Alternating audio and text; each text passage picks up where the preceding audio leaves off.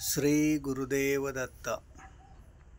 मित्रांनो, खरंच मुक्या प्राण्यांना जीव लावल्यानंतर ते सुद्धा खूप जीव लावतात. मला पायाला जखम झाल्यामुळे डॉक्टरांनी विश्रांती घ्यायला सांगितली.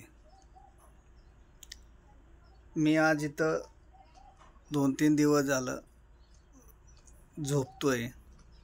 तर हा राजा, याचं माझं काय नातं आहे माहीत नाही, पण तो कंटिन्यू माझ्यापाशी बसून आहे.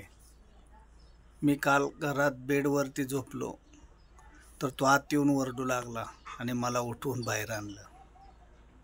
याला दत्तकृपा म्हणायची का याचं माझं काही जन्मापूर्वीचं नातं आहे मला माहीत नाही, पण खरंच काळीज भरून येतं.